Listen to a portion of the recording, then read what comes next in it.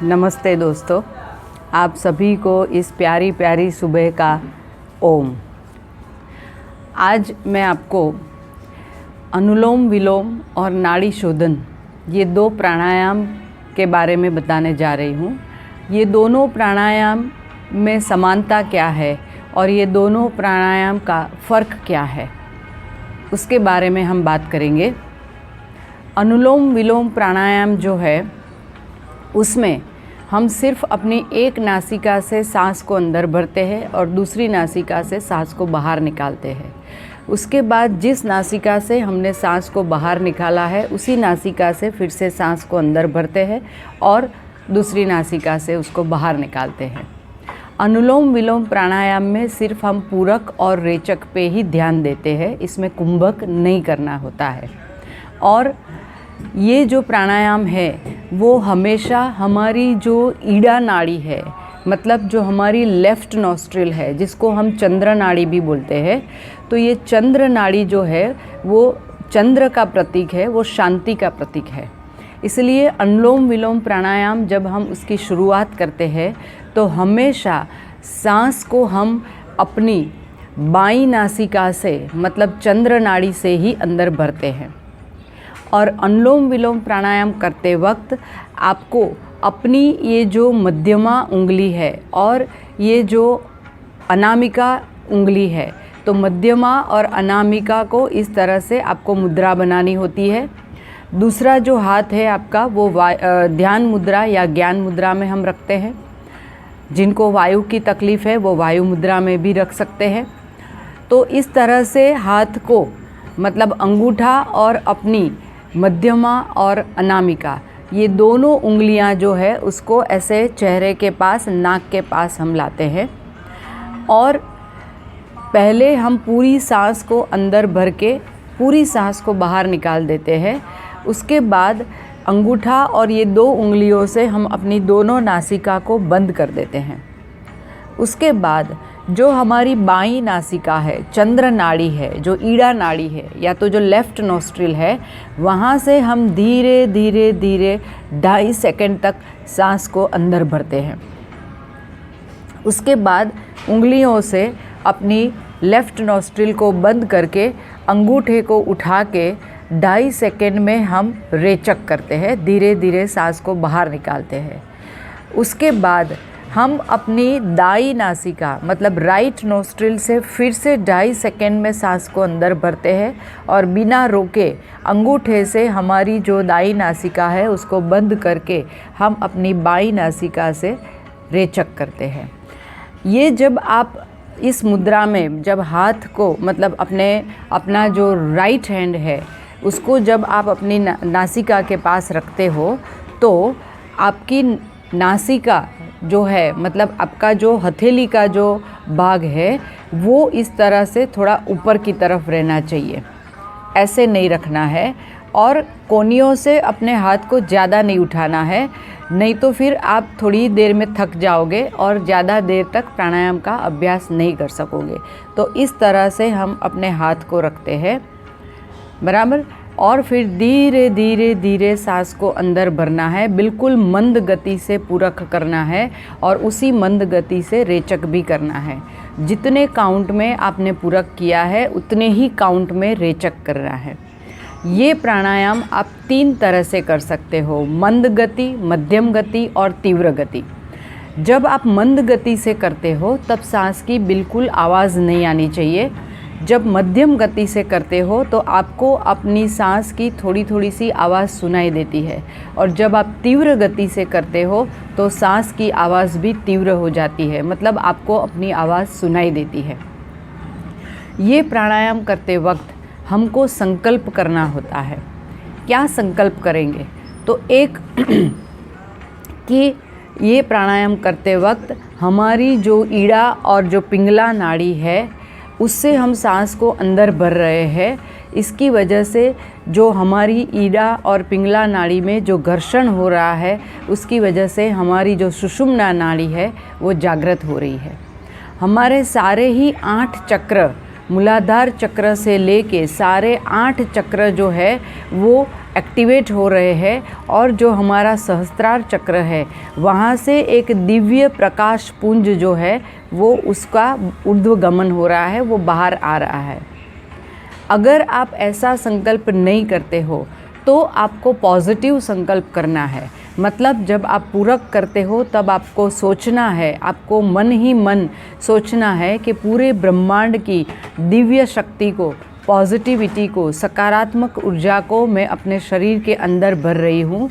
और जब आप रेचक करते हो तब आपको संकल्प करना है कि मेरे शरीर के अंदर जो भी विष तत्व है, जो भी टॉक्सिन्स है, जो भी नकारात्मकता है वो बाहर निकल रही है, उसका नष्ट हो रहा है, उसका नाश हो रहा है।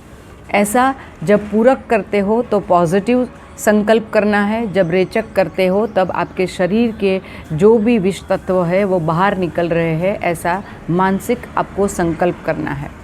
आप ऐसा भी संकल्प कर सकते हो कि जब आप पूरक करते हो तो उस वक्त आपको ये सोचना है कि मेरे शरीर के अंदर जो भी रोग है वो सब ठीक हो रहे हैं, मैं सुंदर हो रही हूँ, मेरी सुंदरता बढ़ रही है, मेरे शरीर में पॉजिटिविटी बढ़ रही है, सकारात्मकता बढ़ रही है, मेरे शरीर में पूरे ब्रह्मांड के जो अमृत तत्व है वो प्रवेश कर रहे हैं। और जब आप रेचक करते हो तब आपको सोचना है कि मेरे शरीर के अंदर जो भी रोग है वो दूर हो रहे हैं, जो भी दोष है वो दूर हो रहे हैं, मेरे शरीर की नकारात्मकता दूर हो रही है, मेरे शरीर के अंदर से जो टॉक्सिन्स है वो बाहर निकल रहे हैं।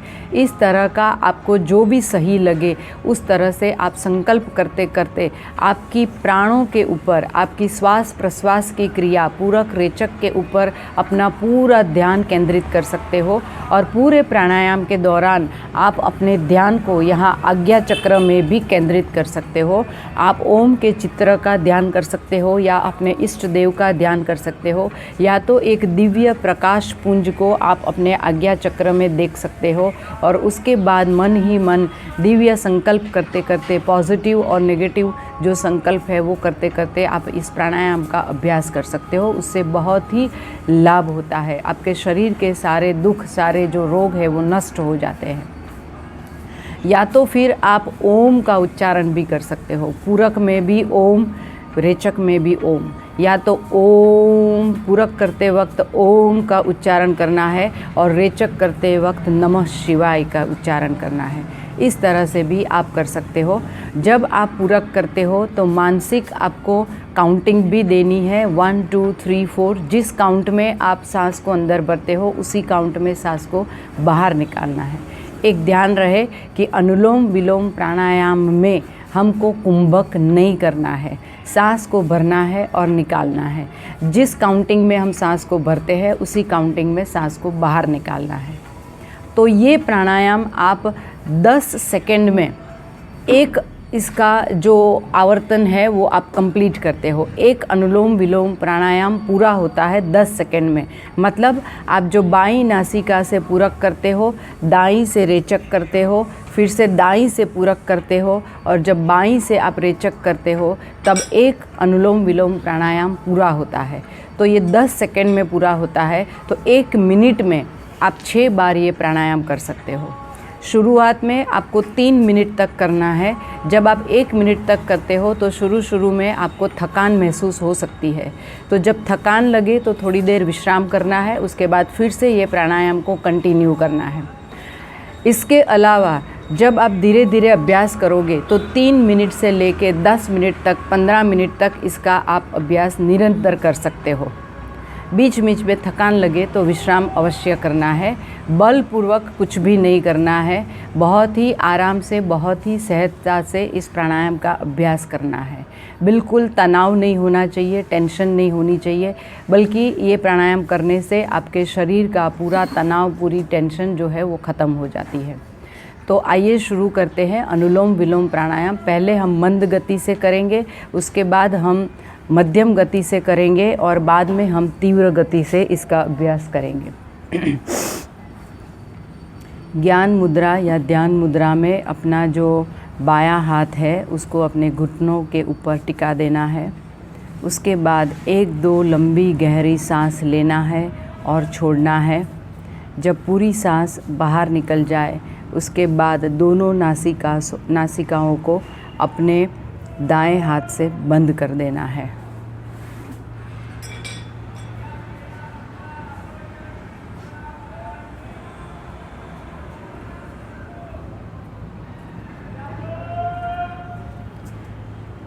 फिर अपनी उंगलियों को उठा के अपनी बाईं नासिका से पूरक करना है।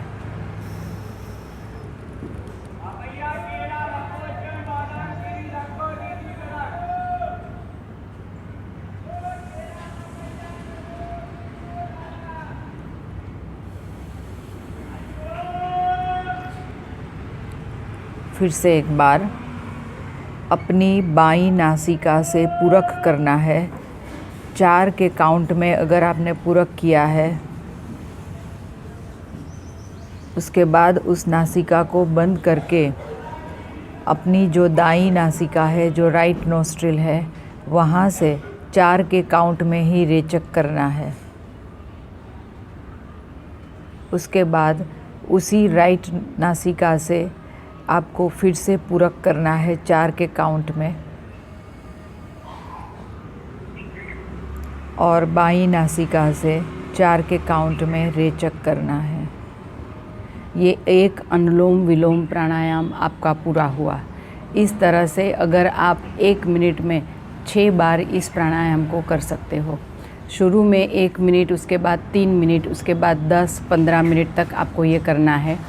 जो स्वस्थ व्यक्ति है या तो जो सामान्य रोगों से पीड़ित है वो लोग अपना अभ्यास बढ़ा सकते हैं। वो लोग दिन में 2 बार 15-15 मिनट तक की अभ्यास कर सकते हैं। और जो लोग असाध्य बीमारियों से पीड़ित है उनको ये प्राणायाम सुबह और शाम 30-30 मिनट मतलब आधा घंटा करना चाहिए, तभी उनको अवश्य इससे लाभ मिलता है। तो आइए फिर से करते हैं। पहले मैं 4 प्राणायाम, 4 अनुलोम विलोम मैं मंद गति से करूँगी, उसके बाद मध्यम गति से 4 बार और उसके बाद तीव्र गति से 4 बार करूँगी।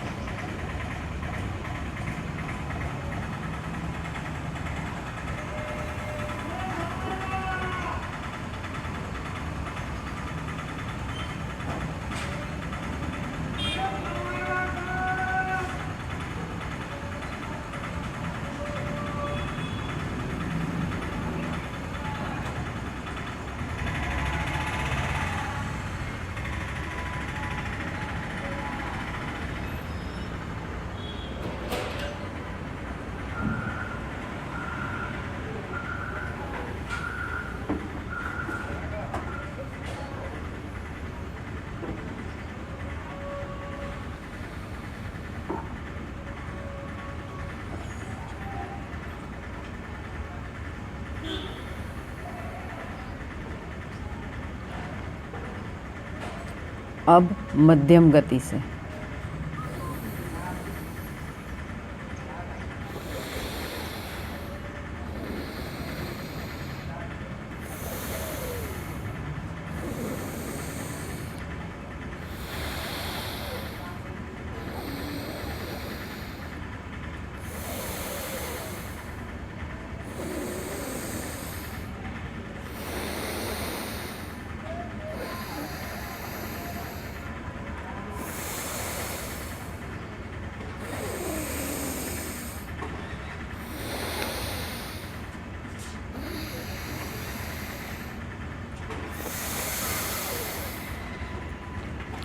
और अब तीव्र गति से।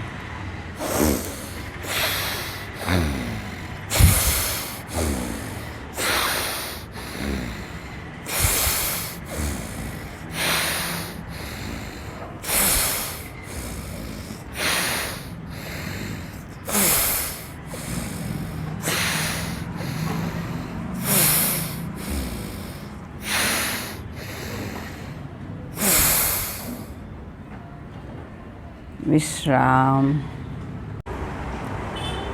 तो दोस्तों, अनुलोम विलोम प्राणायाम जो है उससे कोई नुकसान नहीं होता है। ये प्राणायाम आप जितनी देर तक कर सकते हो उतनी देर तक आपको अपनी क्षमता के अनुसार करना है, लेकिन रोज़ करना है। और ये प्राणायाम में जो है आपको एक ध्यान अवश्य रखना है कि जब आप शुरुआत करते हो अनुलोम विलोम प्राणायाम की, तब आपको अपनी जो लेफ़्ट नॉस्ट्रिल है, जो बाई नासिका है, जो चंद्र नाड़ी है, ईड़ा नाड़ी है, वहीं से पूरक की शुरुआत करनी है। और आप अपनी क्षमता के अनुसार 1, 2, 3, 5 जितने भी मिनट आप इसका अभ्यास करना चाहते हो, लेकिन जब आप आखिरी अनुलोम विलोम प्राणायाम जब करते हो तब रेचक भी आपको चंद्र नाड़ी से ही करना है। मतलब शुरुआत आपको चंद्र नाड़ी से करनी है और ये प्राणायाम को पूरा भी आपको चंद्र नाड़ी से ही करना है, ये अवश्य ध्यान रखें।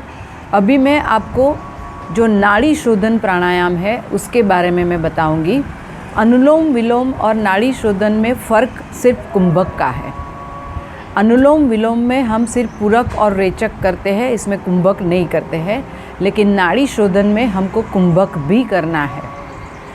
शुरू में जब आप कुंभक का अभ्यास करते हो तो जो उसका जो मिनट है, जो उसका काउंटिंग है, वो किस तरह से रखना है, तो आपको 1, 2, 2 मतलब अगर आप 10 सेकेंड में पूरक करते हो तो 20 सेकेंड आपको कुंभक करना है, अंतः कुंभक करना है।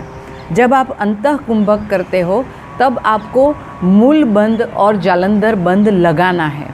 उड्डयन बंद आप नहीं लगा सकते हो। मैंने पिछले वीडियो में भी आपको बताया था कि जब आप पूरक करते हो तब आपकी सांस आपके शरीर के अंदर है, फेफड़ों के अंदर है, पेट आपका फुला हुआ होता है, तो उसमें आप उड्डयन बंद नहीं लगा सकते हो। तो जब आप अंतः कुंभक करते हो तो मूल बंद करना है और जालंधर बंद करना है। तो 1, 2, 2 की आवर्तन में आपको करना है। मतलब 10 सेकेंड में अगर आपने पूरक किया है तो 20 सेकेंड आपको कुंभक करना है और 20 सेकेंड में धीरे धीरे धीरे धीरे रेचक करना है। इसके बाद मतलब आप 10, 20, 20 नहीं करना चाहते हो, 4, 8, 8 करना चाहते हो या 5, 10, 10 करना चाहते हो तो भी आप कर सकते हो। यह आपकी अपनी क्षमता के ऊपर है। तो दोस्तों याद रखो, शुरू में जब हम नाड़ी शोधन प्राणायाम करेंगे तो सिर्फ अंतः कुंभक करेंगे और वो 1, 2, 2 के काउंट में या तो 1, 4, 4 के काउंट में, ठीक है। लेकिन आप अपनी क्षमता के अनुसार करना। किस तरह से करना है मैं आपको बताऊं। एक आपका जो लेफ़्ट हैंड है, जो आपका बायां हाथ है, उसको आप ज्ञान या ध्यान मुद्रा में रखोगे। उसके बाद जो आपकी मध्यमा और जो अनामिका उंगली है उससे आपको अपनी दोनों नासिकाओं को बंद करना है, जैसे हम अनुलोम विलोम में करते हैं। आपकी चंद्र नाड़ी से मतलब लेफ़्ट नासिका से पूरक करना है। अगर आप 10 सेकेंड तक मतलब मन में काउंट करना है 1, 2, 3, 4। अगर आप 4 में आप पूरक कर लेते हो तो भी कोई बात नहीं है, 5 काउंट में करते हो तो भी कोई बात नहीं है। धीरे धीरे शुरू में आपको काउंटिंग करनी पड़ेगी, उसके बाद आपको काउंटिंग की ज़रूरत नहीं पड़ेगी। इसके बाद आप जो अनुलोम विलोम में जो हम संकल्प करते हैं पूरक और रेचक के वक्त, वो संकल्प आप इसमें भी कर सकते हो या तो मानसिक ओम नमः शिवाय का चैंटिंग भी कर सकते हो। तो शुरू करते हैं कुंभक के साथ नाड़ी शोधन प्राणायाम। इसको नाड़ी शोधन इसलिए बोलते हैं कि हमारे शरीर के अंदर 72 करोड़ 72 लाख 10,210 नाड़ियाँ हैं। ये प्राणायाम का निरंतर अभ्यास करने से हमारी सारी ही नाड़ियों का शोधन होता है, मतलब शुद्धि होती है। और जब सारी नाड़ियों का शोधन होगा, शुद्धि होगी, तो हमारे पूरे शरीर में स्वस्थता होगी, हमारे पूरे शरीर में एक चमक होगी, एक आभा होगी, एक तेजस्विता होगी और हम पूर्ण रूप से तंदुरुस्त बनेंगे, निरोगी बनेंगे। तो ये प्राणायाम भी कपालभाति की तरह इसको भी मास्टर प्राणायाम बोला जाता है। ये प्राणायाम आप खाना खाने के 10-15 मिनट बाद भी कर सकते हो, क्योंकि इसमें आपको सांस को अंदर भरना है, सांस को छोड़ के उड्डयन बंद नहीं लगाना है। तो आप खाना खाने के बाद भी ये प्राणायाम का अभ्यास कर सकते हो। तो आओ करते हैं नाड़ी शोधन प्राणायाम कुंभक के साथ, अंतः कुंभक के साथ।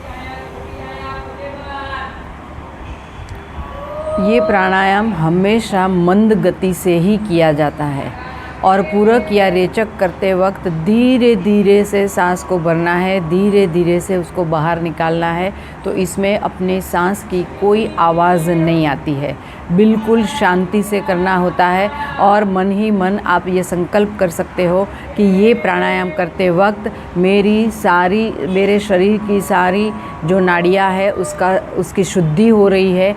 मेरी ईड़ा और पिंगला नाड़ी जो है उससे सांसों का आवागमन हो रहा है, उसकी वजह से मेरी सुषुम्ना नाड़ी जो है वो जागृत हो रही है, वो एक्टिवेट हो रही है। मेरे शरीर के सारे जो चक्र है वो एक्टिवेट हो रहे हैं और मेरे शरीर के अंदर एक दिव्य शक्ति का संचारण हो रहा है, मुझे एक दिव्यता प्राप्त हो रही है और मेरे आज्ञा चक्र के अंदर भी एक दिव्य प्रकाश पुंज का मुझे अनुभव हो रहा है।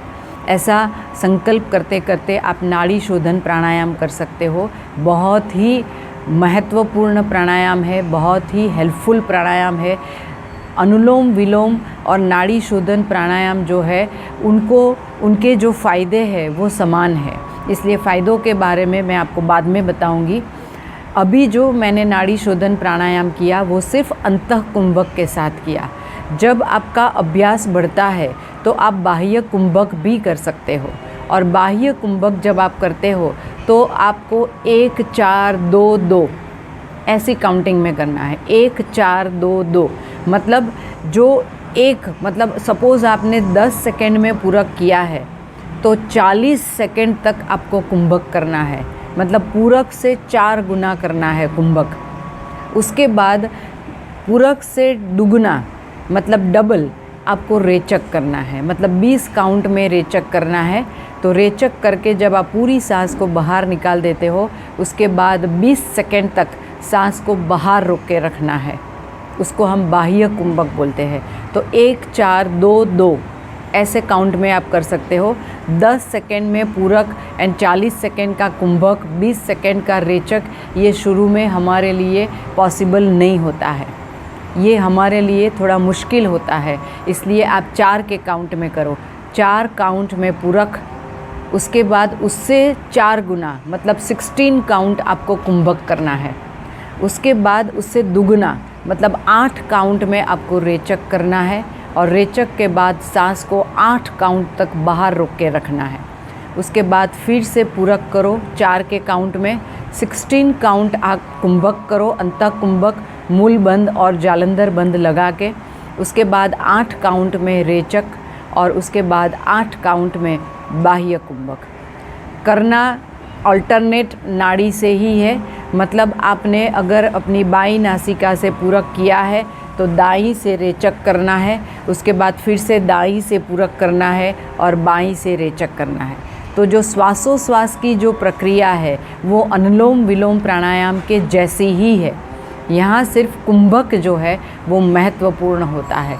जब हम कुंभक करते हैं तो जो सांस, जो प्राण हमने शरीर के अंदर भरे हैं, उसको शरीर के अंदर रहने का ज़्यादा वक्त मिलता है। तो उसकी वजह से जो भी ऑक्सीजन या जो हमारी प्राणवायु है वो शरीर के अंदर ज़्यादा समय तक रह पाती है। इसीलिए उसका हमारे ब्लड के अंदर जो एब्जॉर्प्शन होना चाहिए, उसका जो शोषण होना चाहिए वो ज़्यादा होता है, और इससे हमारे पूरे शरीर को बहुत ही लाभ मिलता है। तो अभी मैं आपको नाड़ी शोधन प्राणायाम जो है वो पूरक, अंतः कुंभक, रेचक और बाह्य कुंभक के साथ दिखाऊंगी।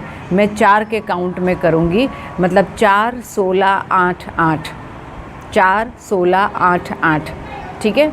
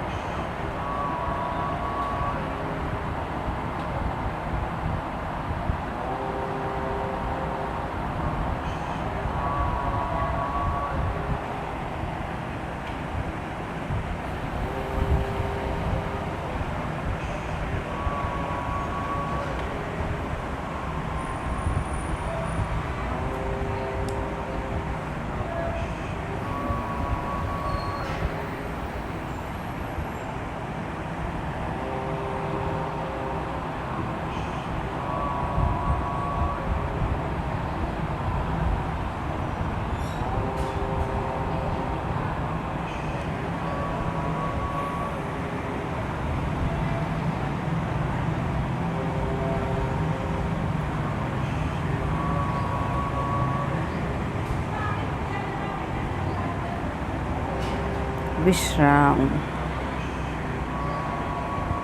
अनुलोम विलोम प्राणायाम हम मंद, मध्यम और तीव्र गति ऐसे 3 तरीके से कर सकते हैं।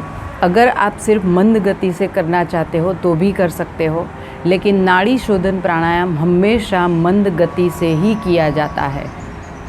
इसमें हमारी सारी नाड़ियों की शुद्धि होती है, तो हमेशा ये प्राणायाम जो है वो मंद गति से किया जाता है। इसमें कुंभक का बहुत महत्व है।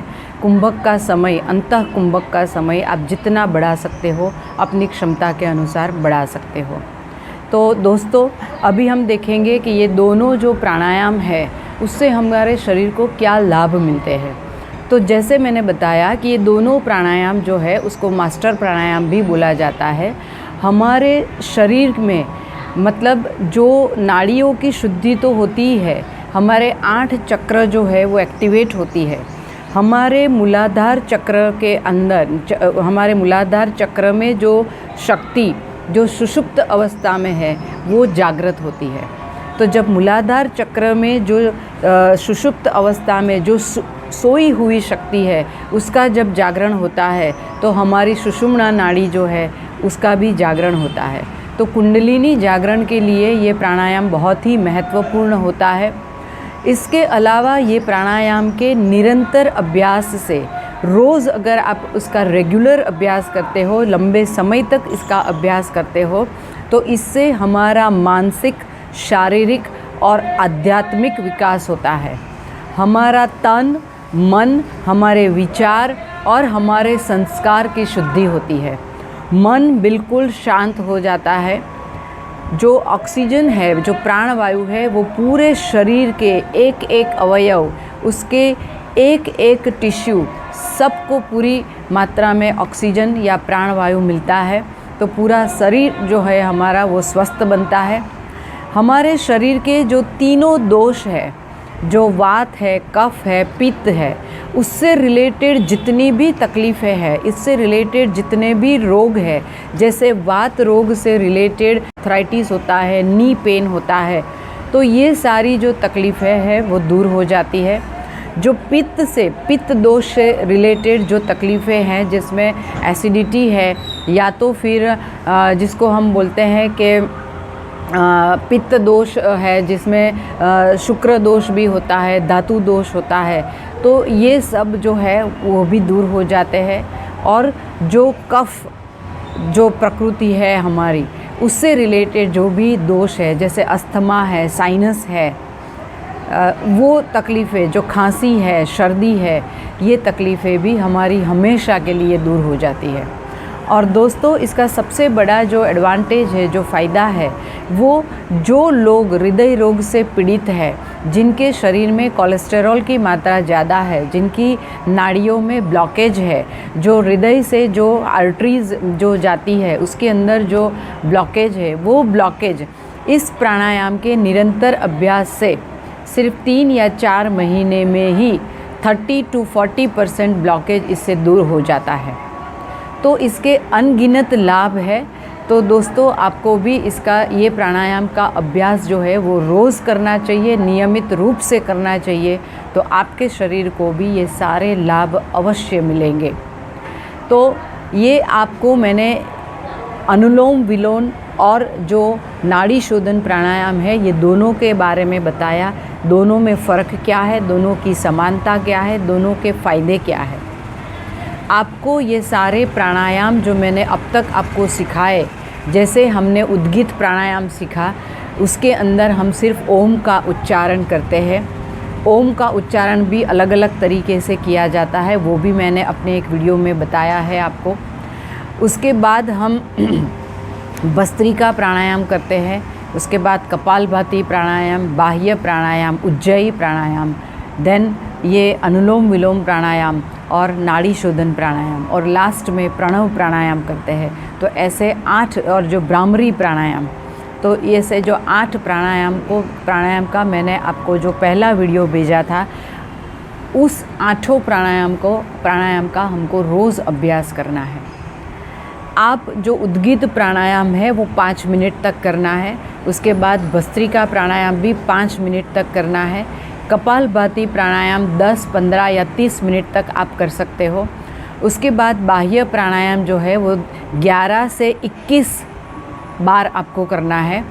उसके बाद जो उज्जयी प्राणायाम हम करते हैं वो 10 मिनट तक आपको करना होता है। फिर जो ये अनुलोम विलोम प्राणायाम है उसको भी हमें 15 से 30 मिनट तक करना है। मतलब कपालभाति एंड अनुलोम विलोम प्राणायाम को करने की जो उसका जो अवधि है वो सेम है।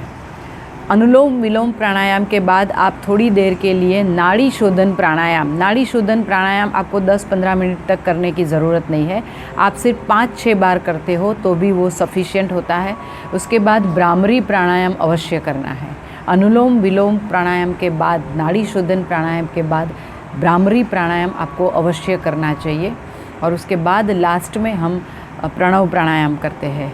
तो दोस्तों, मैं आशा रखती हूँ कि मेरे ये प्राणायाम के ऊपर जितने भी वीडियो मैंने आपको भेजे हैं वो आप सबको बहुत ही काम में आए होंगे, उससे आपको बहुत ही मदद मिली होगी।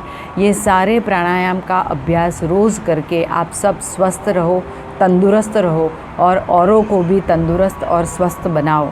आप सब ये प्राणायाम खुद सीखो और औरों को भी सिखाओ, औरों को भी प्रेरित करो ये प्राणायाम का अभ्यास करने के लिए। दोस्तों, अभी ये कोरोना काल में जो हमको मतलब स्वस्थ रख सकता है वो सिर्फ ये प्राणायाम और योगाभ्यास ही है। हमको सोशल डिस्टेंसिंग रखनी है, मास्क पहनना है, रोज़ गर्म पानी पीना है और जो गर्म पानी की भाप है उसका भी सेवन करना है, उसका भी नाश हमको लेना ही है। और ये भी मैं आपको एडवाइस करूँगी कि जब आप घर से बाहर निकलते हो तो आपकी दोनों नासिका में तिल का तेल या तो सरसों का तेल या तो जो अभी अनु तेल मिलता है तो उसके 2-3 ड्रॉप्स डाल के और उसके बाद ही घर से बाहर जाएं। और जब आप बाहर से घर में आते हो तो पहले स्नान कर ले और उसके बाद आपको जो नास है, गर्म पानी की जो भाप है उसका जो नास है वो भी अवश्य लेना है। अगर आप ये सब चीज़ें रोज़ करते रहोगे तो आप लोग हमेशा स्वस्थ रहोगे और ये कोरोना की पैंडेमिक में भी आप स्वस्थ रह सकोगे। हो सके तो रोज़ 1 नींबू का रस पीने की आदत डालो। गर्म पानी में 1 नींबू को निचोड़ के उसके रस का सेवन हमेशा करो। दिन में 2-3 बार आप गर्म पानी पियो, ठीक है। तो ये सब हम करते रहेंगे और स्वस्थ रहेंगे, तंदुरुस्त रहेंगे। मेरा जो अगला वीडियो आएगा वो बहुत ही अलग वीडियो है। उसमें मैं आपको अलग तरह के प्राणायाम के बारे में बताने जा रही हूँ जो आपने शायद कभी सुने नहीं होंगे, कभी किए भी नहीं होंगे।